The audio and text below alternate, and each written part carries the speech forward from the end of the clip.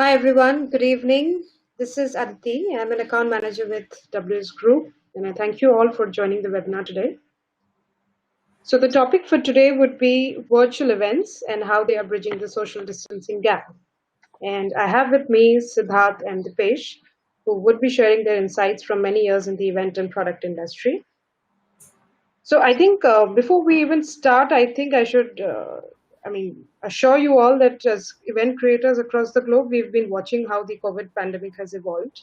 And we do recognize the situation is very stressful and stand with all of you and the broader event community during a time when the industry is deeply affected. So I think as an event organizer, if you're looking for quick ways to adapt and host trade shows and user conferences, and have other sales kickoffs online. I'm sure if you're looking for an event which would be happening maybe later this year, or if you're planning to schedule one, we've designed resources acknowledging the increased need for flexibility in terms of uncertainty. And the best decision would be to turn those events virtual. So this webinar would be very important for all of you who are in the event space and who are planning to come up with something or may have had their events cancelled or postponed. So our platform, Event2 Mobile Live, which is E2M Live right now, is now who's been in the event space for a long time. We've actively partnered with Fortune 500 clients, and it's been a good time for us. But considering the current pandemic, we have now switched on the virtual mode for ourselves and all our customers across the globe. So we've launched E2M OnAir, which is the live video virtual platform for events worldwide. And it's a great alternative to hosting in-person events because, you can connect speakers, sponsors, panelists, and attendees, which is almost like replicating the face-to-face interaction which you have on, events. So it's like you can do the virtual events anywhere on any device. So I think it also addresses two of the most important pain points for event organizers worldwide, which is travel time and logistical costs.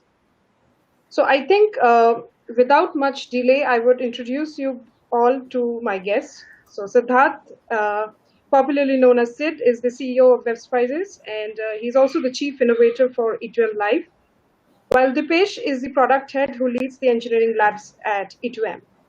So Sid and Dipesh, welcome to the show today. I hope you both are doing very well in these testing times.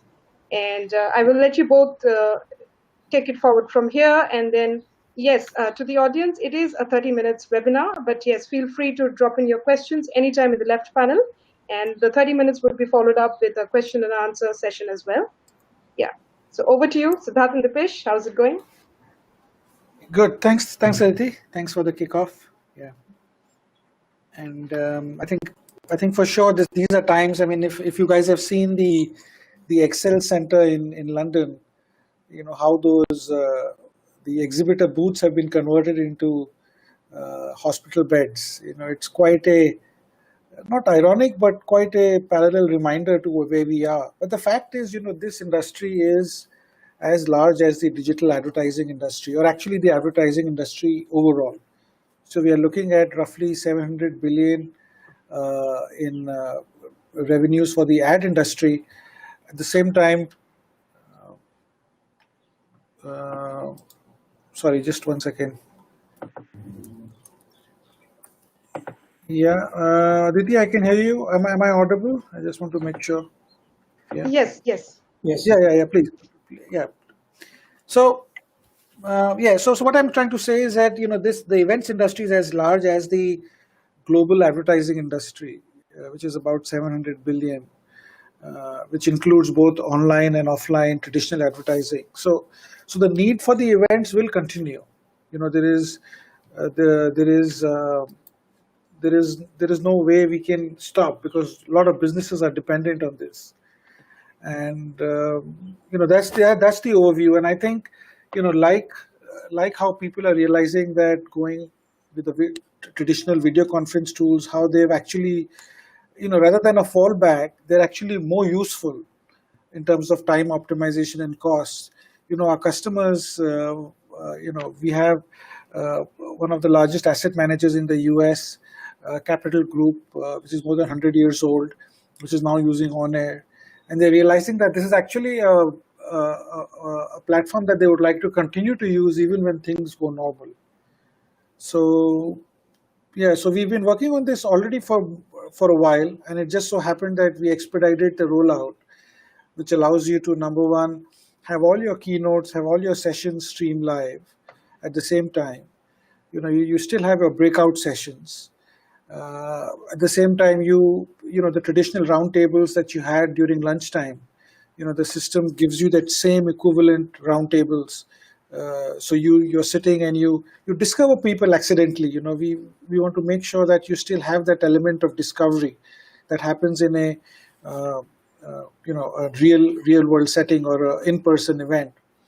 And at the same time, the traditional features on our attendee, right from having a social wall, Q&A to poll, are all integrated within that video experience. So that's that's essentially my intro to you, Aditi. I hope that helps. Yeah, that actually gives us some perspective. So I think my follow-up question to you, Siddharth, would be, you've been in the event space for a very, very long time, and you've partnered with multiple events across geographies for especially Fortune 500 companies. So how do you think these clients who have already worked with you, or clients who are potential, leads who are potential customers, how do you think they are coping up? And do you think that the transition from the in-person events to virtual would be seamless? Do you think it would be something that a lot of event organizers would be okay to adopt? Do you think that because the industry is, like you said rightly, it's a huge industry, it's a $1 trillion industry. So where do you think the entire momentum, the shift in the momentum comes in? Yeah. Well, I think this is, we all heard about flattening the curve, right? With the COVID situations. I think in this case it's the other way around, in the sense that I think the most organizers are slightly disappointed with their events being cancelled or postponed, and they start with like a reverse sine wave, right? So they're starting from, okay, we were going to go there, to either cancelling or postponing. But so they're sort of going through a trough initially. But what we've seen is the reactions, from the early customers, is that when they actually go around to doing virtual events, it goes up. The whole momentum shifts upwards, because they now see that, oh, this works. This actually works, and they see that not only does it work, but in many ways it's actually more productive, and it doesn't stop the whole the format. So, for example, if you would like to pull up the typical session agenda, I know, Dipesh, that's your part, but do you want to just chip in and show us a typical agenda? How, what would be the experience? That's what I want to show. So, Aditi, like, for example, people often ask us, okay, what's the difference between, say, a Zoom call and your platform?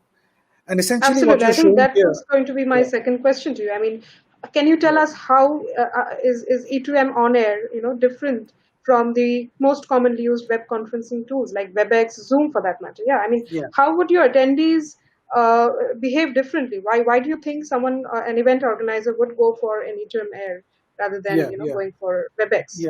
Yeah, that's a good question. So the point is that if you have a one-off 1 hour, half an hour session, which has just one sort of like this webinar, for example, then the traditional conferencing tools are okay, whether it's this one or whether it's anything. But most events are minimum half a day, and many of them are typically for 3 days. And you don't expect your attendees to get like 5 or 10 links to go to different meetings on the Zoom call. What they need is the context, and then they need this element of discovery. So, for example, the ability to log in and spectate, the ability to, for example, do a live Q&A and poll and upvote, and the element to go across the day. So, for example, an attendee might come in the morning, attend the keynote, then switch over to his app on the phone. He might be having lunch at his home, and then come back to a session that he wants. He might actually do a video chat with people he's never met before. So just imagine the entire day of an attendee experience, and the entire engagement around it. So, as an example, if you just scroll up, please, for me, you will see, for example, the social wall. Now, this is like a private social wall for just the attendees. Now, here you traditionally you were posting the pictures that you were taking, but now you post your ideas, you post the slides, you are liking, commenting across the day over 3 days. So the difference is that when you have just half an hour, 1 hour, or 2 hours of a single session, then these conferencing tools might do your job. But when you're looking at discovery and a day-long event, with which can have multiple sessions going on, like for example, for some of our clients, they have as much as 10 sessions, 10 tracks going at the same time. At a minimum, they have 3 tracks going at the same time after the keynote. Similarly for trade shows, what we are seeing is that they're actually able to do a video call with the exhibitor. So they go inside a virtual trade show, they they discover what are the products and services being offered. They can actually download their content, and actually, if they can get a nudge from the exhibitor if they want to talk. So it's like, would you like to talk? The exhibitor is waving at them, and then if he likes, then he enters into a video call. So these kind of things are just not possible in a traditional web conferencing tool. Interesting. That's pretty interesting. So I think that also brings me to my next question, which is you mentioned something about the attendees basically doing it from the comfort of their home. So I Yeah. think that would your platform would also allow people to come back to it later and watch pre-recorded sessions. That what you said again?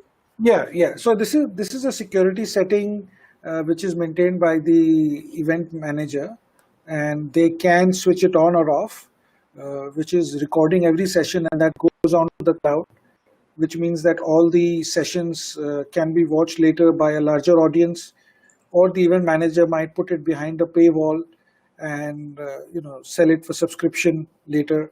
So these options are available to the event manager. Sounds good. So I think my question to Dipesh, being the product lead, Dipesh, hi.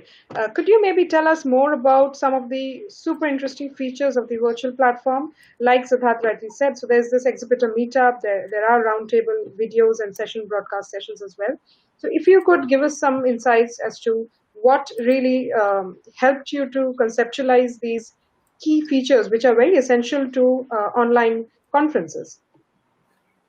Absolutely. Thank you, Aditi. So if you could please pass me the presenter, please, the presenter settings. I'd like to share my screen. Yeah, thanks.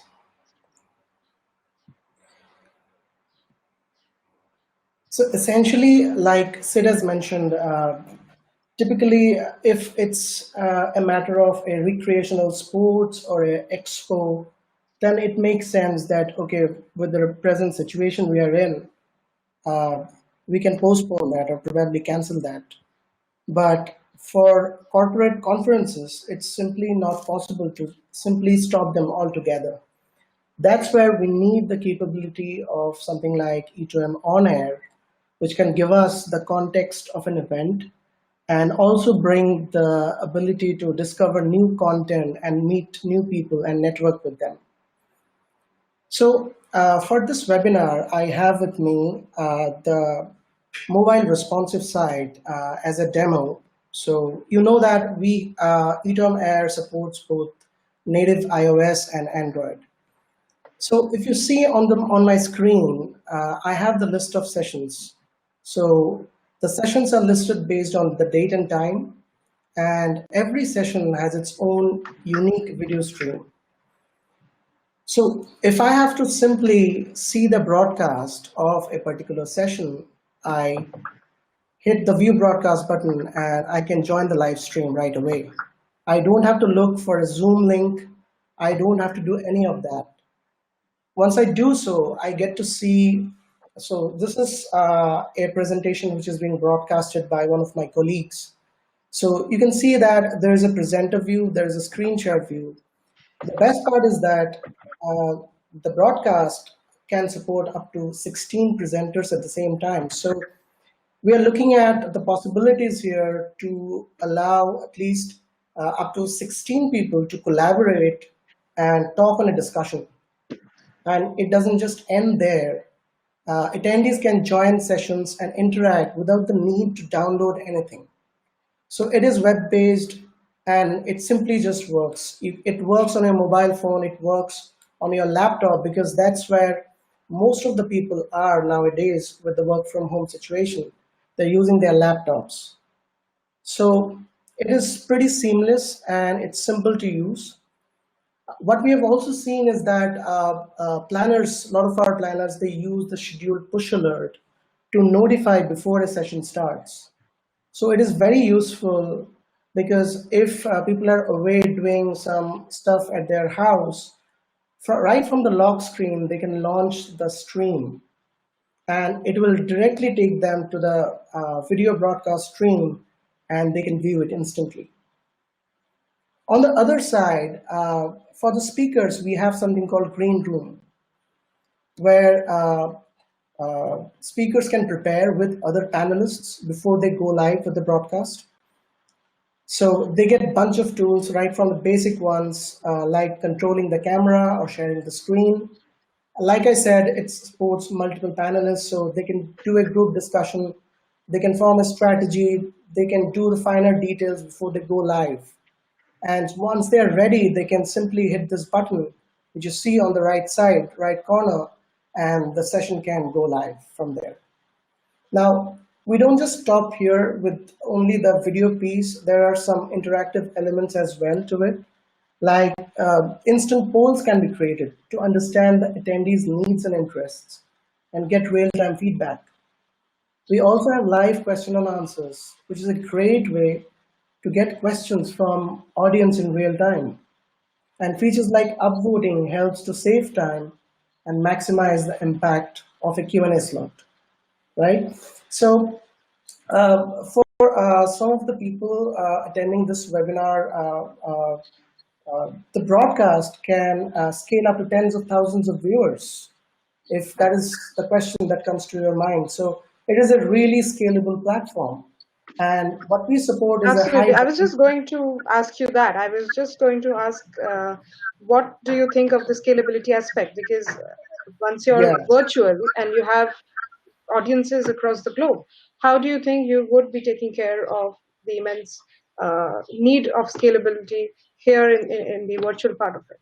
Yeah, so let me just quickly add this, that typically the licensing works on the number of users.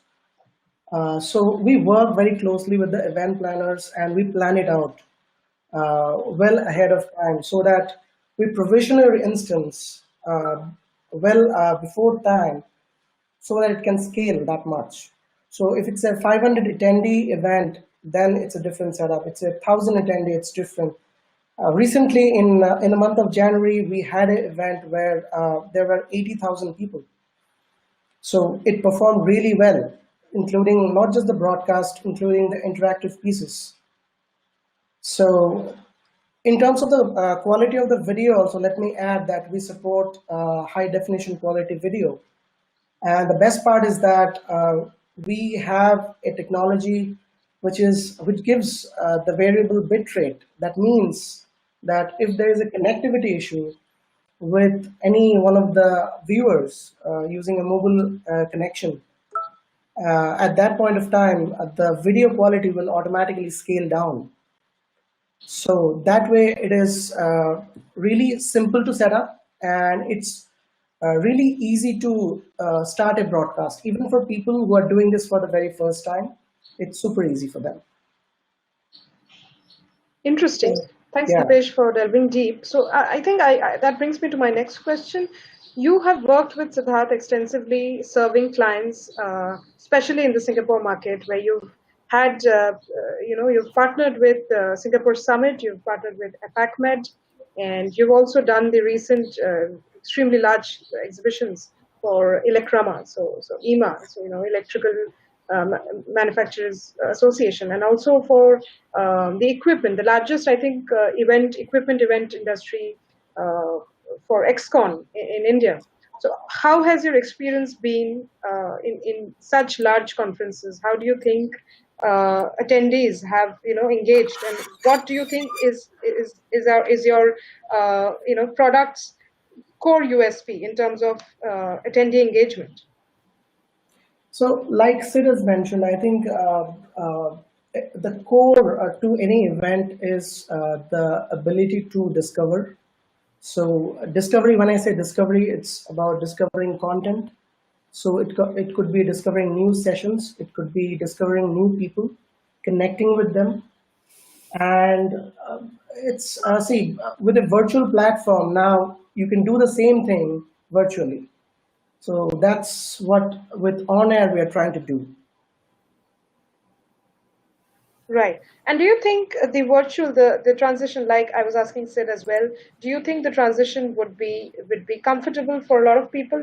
How do you plan to get your customers on board onto the virtual part who are so habituated having in-person events? How do you think it would help? What's your plan? So I think Sid, you should take this. Yeah. So the way I'm seeing this is, you know, the way it would happen is that I think this would become the default way of doing events. I think this would change events forever, just like how home working will actually change the way we work forever. This is not a one of a kind, just an exception. So the way we see it, that let's assume by September everyone is back. Even then, when people are having face-to-face events, they will expect the keynote to be available on their phone, so that even if they are at home, or they are at the coffee counter, or they are in another session, they can see that. They would expect, a live social wall to run private to those events. So they would start expecting a mix of virtual and live happening at the same time, in the same way that Netflix and Prime Video, for example, coexist with the movie halls today. So I think that would happen. It's bound to happen. Once people get used to remote events, they're bound to expect the same level of engagement in-person events. In fact, Aditi, I see that there is one hand by Dinesh. So yeah, there is a question. I think we'll reserve that for a minute right now. So I have another question for you, Sid. If you could tell me, I mean, I do agree with you definitely. I mean, this has been a shift for the entire global industry. So it's like people would right now be more comfortable working from home, and they would now get the drift. So when they are at events, there would be a scenario where people would want to listen to a lot of sessions while not attending them. So you have a lot of moving audience in conferences, in large exhibitions, where people are not necessarily sitting in a session, but they would still want to hear. So would E2M OnAir allow people to do that? Can you just rephrase your question? Sorry, I was responding to one Q&A. Can you just Sure. come So back my again on question that? was, in large conferences, because we do a lot of large conferences, and we see that a Right. lot of audience does not necessarily sit in a particular session. They are moving audiences, right? So but then Right. they Right. would want to also attend and listen to the bits and pieces from sessions. So would Yeah. on air allow that? Would on air allow audiences Yeah. from moving audiences to maybe jump into a session and hear it while on their phone? Yeah, exactly. In fact, that's what. Now just imagine, you know, you know, we can break up conferences into two kinds, right? One is the commercial conferences where they're selling tickets, right? And the others are invite-only conferences, either for employee or customers, or we can say non-ticketed conferences. So, if you go to any ticketed conference, I think is most of the times, you feel that, okay, I'm in, after the keynote, you have to make a choice that should I attend track A, track B, and track C. And often there's a choice, and I know from my personal habit that I'm actually moving from, I go to session A, but I find that it's not what I expected, and I move to session B. Sometimes I need to take a break, but there's a great session happening over there. Often I want to catch up later on with those sessions. Similarly, when it's an employee set of sales enablement kind of thing, like what we did for BT in the UK, they after the CEO delivers the main session, there's one room talking about and training on pricing strategy, the other on marcoms, the third on account management, and often you have to miss one or the other. Now, the moment you video enable all of these, you have a private social wall to enable this. you just expect that yes, it will be there, so that even if you miss it or you want to switch, you can either be there or choose your phone. If you're sick on that day, you can be attending it from home.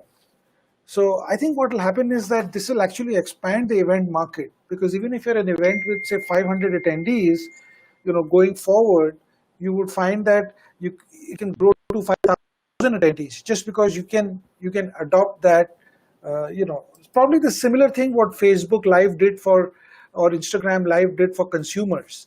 Essentially, if you see, what's really happening is that the consumer momentum on Instagram Live and Facebook Live is now moving to business events.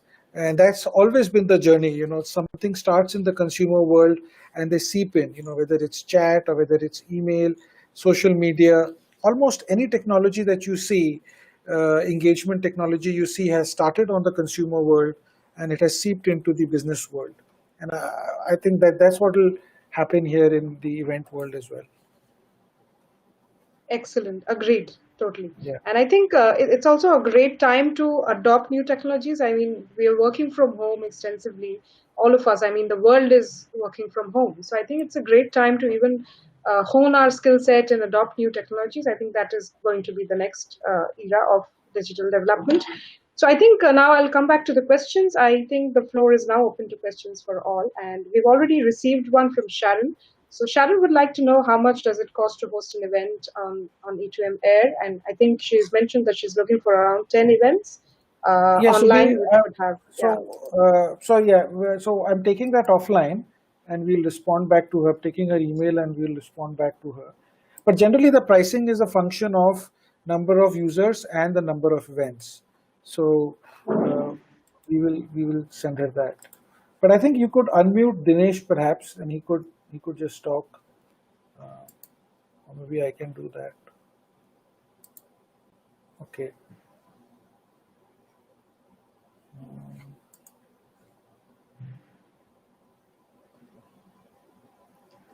Dipesh, would you want to maybe pitch in and tell us about your experience so far in the COVID situation? Because you've been working as a front runner. No, Dinesh.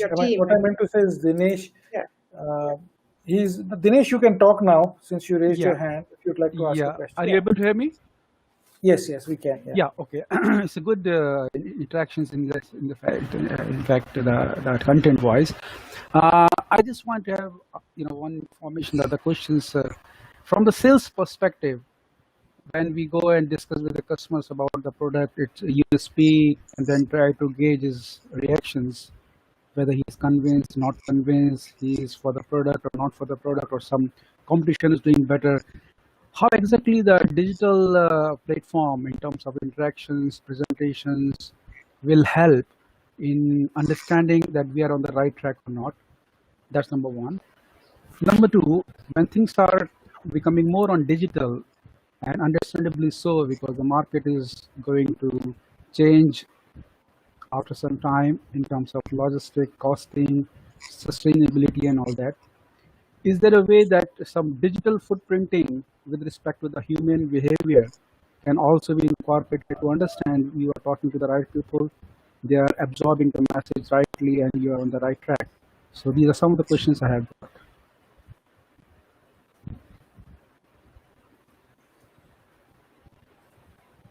So Aditi, can you just direct it to the right person? I think Dipesh would be the right person to answer that. So Dipesh, would you want to take this up? Yeah, I think, could you please repeat that for me, please? Yeah, I'm asking from the sales perspective, that now the cost of operations, sustainability for all the companies, the mid-sized company, big company, even the small company for that matter, now people are habituated to do from offline, from home. A lot of meetings are happening, a lot of technical presentations, understandings are going on from customers to the service providers. This is activity, and people are informed about the product services. But when it comes to decision making, and then in sales, we always feel like there has to be some coach, there has to be some technical influencer, and the decision maker where you want to sell your services and product. Is there a way that the human behavior, or what we called as a digital footprinting, how the thing started from all the MasterCard and everybody, they first absorbed and understood how the person behaves in terms of providing the right informations. So is there any way that when we deal offline and remotely with the people, with the prospect, are we on the right track? Whether this can be, good enough to convince customers for my product and services, how exactly is going to unfold in future? Yeah, I think it's a great question. So, yes, it's going to definitely take some amount of time because right now with the COVID situation, a lot of companies, whether it's governments, whether it's private institutions, everybody is focusing more on digital. If you see the advertising spends as well, a lot of offline advertising budgets are moving into digital. So when it comes to the human behavior, as you rightly said, that it's not going to change overnight, but with this COVID situation, a lot of human beings are already forced into embracing digital platforms more than ever before. And most importantly, the top level decision makers, especially people who are not very are comfortable with digital otherwise, now they don't have any option but to embrace digital technologies and use that to their advantage in their companies in the current time. So from the top to the bottom, that sphere of influence is already, we can see that happening in a lot of companies. In fact, in the government as well, not just in Singapore, we have seen that in the developed countries like US as well. So yes, pretty much so, but it's going to take a while for the behaviors to change. But with the COVID situation, it will be a driving force to change that in a quick time. That's what we feel so. Thank you. Yeah, I think in a nutshell, what we're trying to say is that what we are seeing from the market is we don't expect that this is a one-time switch. I think the working habits will potentially change forever going forward, and people of course it's dependent. Like Singapore is going, like a lockdown or restricted from tomorrow for a month. India has been already there. US is partially, depending on which state you are, is there. So we don't see it being normal till September, at least from an events perspective. And that's a lot. That's 6 months, and I think 6 months is a very big time to change the way people are then get used to things.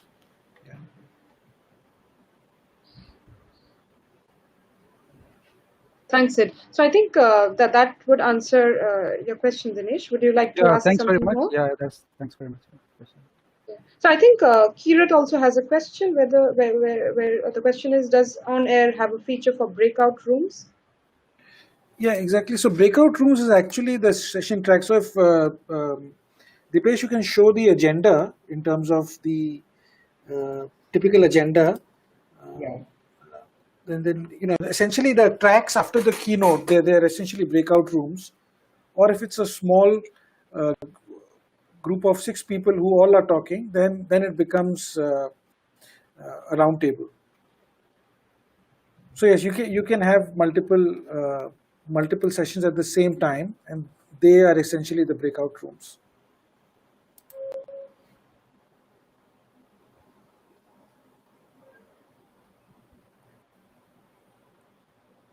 Yeah. So I think there are a lot of questions on pricing plans. So what we would do is we have all the attendees here, and we would send out a copy of this, what we've shown, and give you some indicative pricing as well. Sure. Meanwhile, Dipesh, would you like to show us something? So yeah. So I think something related to the breakout room would be the roundtables, which is a part of the OnAir offering. So roundtables is a great way to network and discover with other attendees. So let me show you how it looks like. And also, Dipesh, if you could open the CMS, because I think the questions around exhibitors, etc. So we have a full-fledged, you can add exhibitors in full detail. Yeah. This is something that has I been think used by, we can have a separate demo call yeah, probably after the webinar to deep dive yeah, into that separately. yeah, We'll do that. Yeah. yeah. So essentially, it's an exhibitor call. Yeah. Charlotte, yes, we have a very full-fledged exhibitor module where they can then request to talk to them, and it starts a video session. Yeah. Sorry, go ahead, Dipesh. Yeah. So what you see in front of you is the different tables which are created by the attendees themselves. So tables could be into different themes. So tables could be also private or public. So if it's a public table, then others can spectate without joining the conversation. So attendees can create their own tables where others can join to instantly start a video conference. So again, there is no Zoom link to look for. You just hit the table button and you can instantly start the video conference right out of the box. So another popular but not very core to our use case is the virtual happy hour, where attendees can discover and meet new people in the event while having a drink in the evening for a fun time. So that is also something which we have seen being used quite a lot ever since we have come out with the E2M OnAir feature.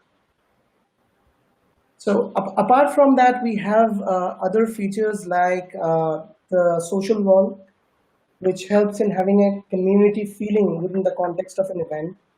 We have resources to download documents, presentations, or session recordings to make it easy for attendees to discover content. So Aditi, as you can see that the OnAir platform lets attendees discover not just content, it also lets them discover and meet new people. So it's easy, it is context driven, and it is seamless. And more than anything, it lets attendees enjoy an event in a virtual world. Absolutely. I think the engagement part is very important, and that's what people would want to do online as well. So yeah, so we cover, just to wrap it up, I think we're just 2 minutes there. We cover broadcast sessions. What you can see here is we cover roundtables, which are private groups where each one can talk. Whereas in broadcast, a panel talk, so it's like a panel discussion. And then finally, the exhibitor module, where you not only see the exhibitors, but you can see what they're doing. You can download the resources as well as initiate a video call and or a chat message if you prefer a chat instead of video. And finally, all the traditional engagement features of the event app, which includes Q&A, poll, and your private social wall, is all packed into a single environment. Great, sounds pretty good. I think we've covered most of the questions from our audience. If there's anything that anyone would like to ask, here's the time. You have both the industry leaders here on the webinar. And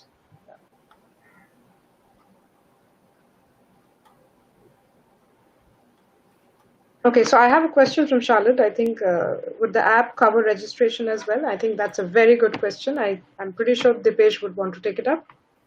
Yeah, it's a nice question. So yes, registration is the onboarding to the event application. So yes, absolutely. We do have a registration system and it's pretty easy to use. You can simply do drag and drop. You can customize your forms, and the forms can be embedded on your marketing website as well. And it is seamless across all three platforms. So it supports iOS, Android, and the responsive. Yeah, so LGT Bank and Electrama, so many of the others, they were all using our Reg module. So you don't need to go to, like, say, a Cvent or something else. The Reg module is built in. So they register, then they check in, they get, and then they take part in the event. So it's all built in. So if I think we will send out an email to everybody, and if you guys would like a private one-to-one demo where we map it to your individual use case, we are happy to schedule that. I think with that, Aditi, it's 40 minutes. So Are we Yeah, good? I think it's good. We are good right now. I mean, we will get back to each one of you with an email, and maybe we could take it forward personally, and look into your customized requirements. So I would thank you and Dipesh for joining the call today. Thanks for joining for the webinar, and thank you all of you for joining, taking out time in this current situation, and joining us today and sharing insights.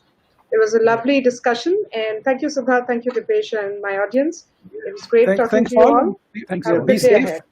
Be safe. Please keep washing hands. Yeah, and maintain Yes, the absolutely. 2 Take meter care, all of distance. you. Please. Yeah. Yes, Thank you. please Thanks be all. safe and take care. Thank you. Bye-bye.